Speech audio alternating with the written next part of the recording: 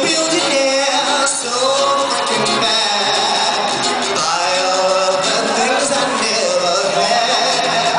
Oh, wanna be a like a snake, smiling next to Oprah and the Queen.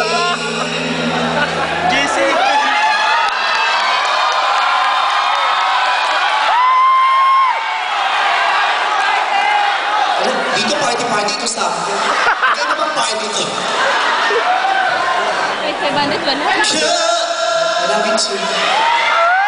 Bakla rin yata yung nagsabi. I love you too, babae, yeah. Cause every time I close my eyes,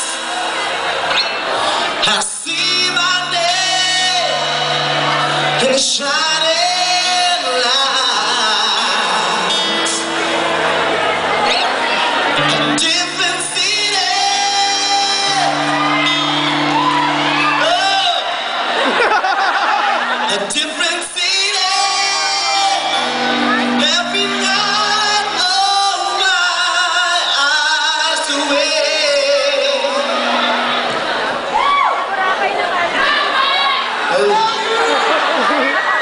The world better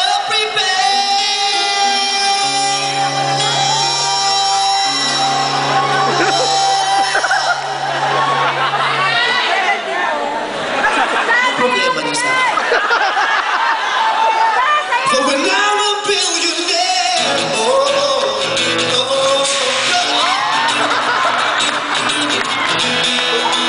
nagulat ako. Palpitate yung brain ko dun. When I'm a billionaire, hey, I wanna be a billionaire. Thank you so much. Good evening, everyone. Merry Christmas at taray. White party, gay pride ba kayo? Hindi nyo naman ako sinabihan na white party pala. Sila nagputi, nagmukha akong demonyo dito sa event nyo. Nakakaloka. Para kayo lahat anghel, ako lang nagmukhang Diablo dito. Good evening everyone and Merry Christmas and thank you so much for inviting me here on your Christmas party. Sosyal. Ang bongga-bongga nito. Sosyal. Parang ang yayaman ninyong lahat. Kaya billionaire ang first song ko. Mukha kayong mayayaman. Picture mo yung sapatos ko yung brand ko. Nakakaloka ka. Ang tagal ko nag-makeup tapos ang pipicturean mo pababala. Talagang in-edit mo ng personal yung pataas. Nakakaloka ka. Maganda ba ako in person? Ipagkalat nyo ha, please.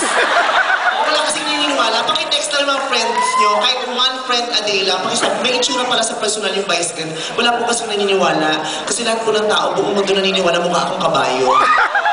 Mukha ba akong kabayo?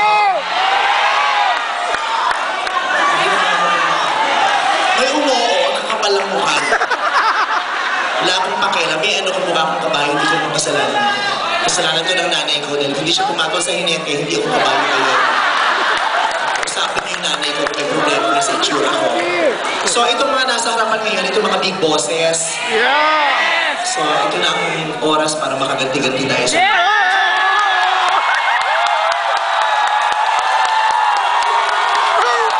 Wala nang ibang tamang panahon para mapaglaruan ng mga yan kundi ito. Since hindi rin naman ako sigurado kung may imbita pa ako next year, ito ko na ngayon. Not unless you will promise me na next year ako ulit ang performer. Ang sweldo tayo. Biro lang. So, I assume that there are foreigners in the house and I think you're having a hard time. Sino? Anong name? Ay, taray naman itong skinhead. Taray, parang nabuhay na avatar. Okay, okay. Skinhead din tong isa, pero mas mas makinis yung sa'yo eh. Diba? Parang siya nagpa-skinhead, parang sa'yo kusang nawala. Nagpa-chemotherapy ka, na successful, bongga. Sino yung niloloko niya sa akin? What's his name? Rico, hi Rico. Where is he from? Hindi siya Pilipino? Where are you from, Rico? What? Ba't tinanong ko, where are you from, Rico? Sabi ko, US? Tinatanong niya ulit ako. Eh, saan ba ID mo? Na-check ko yung address. Is it the proper intonation when you answer back? Kailangan pataas din yung US? Walang confirmation, patanong ulit. US? Kaya sagot ko rin, I don't know. I don't think so. Pataas lagi yung pataas yung intonation. You're from the US. Where exactly in the US are you from? Would you mind joining me on stage, please? Kaya ayaw ko sa mga itong party. Nabibita ko ng English eh. Ilan na nga lang ang na-review ko, mauubos pa rito. Come on, make it fast, Humpy-Dumpy!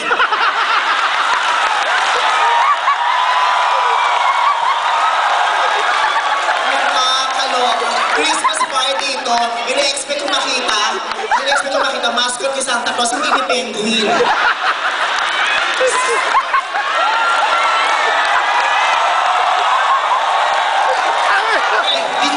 Did you understand? EOP. What? EOP. What does that mean? English on the floor. English? On the floor.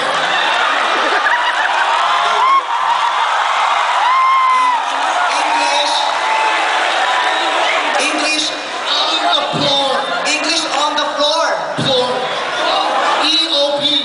EOP. Text mo na lang ako, Leche.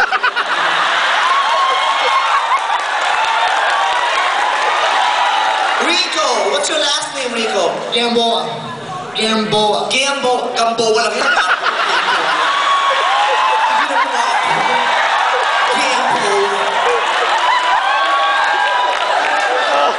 You are pronouncing your last name incorrectly. It's not Gam, it's Gom.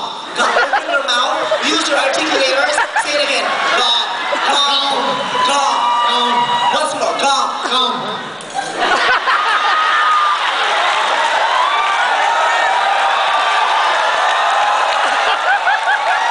Pollution in the house. Gamboa. Aren't you Filipino? Nope. What's your nationality? You're American? American, but Mexican descent. American, but Mexican descent. Mexican descent. Oh, that's why you smell like nachos.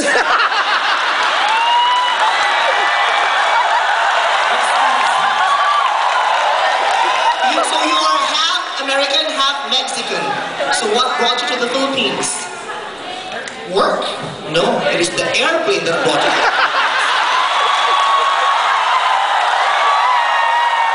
Such an easy question, and you couldn't answer it right. What brought you to the Philippines? God damn it! That's bullshit. Yun ang alam ko English, bastos man. So you went to the Philippines for work. Why? Don't you have work in your country?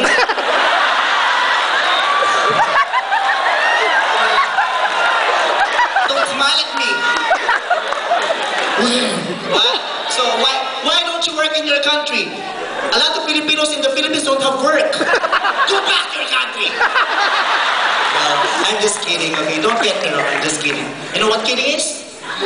Kidding. When you're not old yet, you're kidding. When you grow, you're growing. When you're old, like him, you're dying.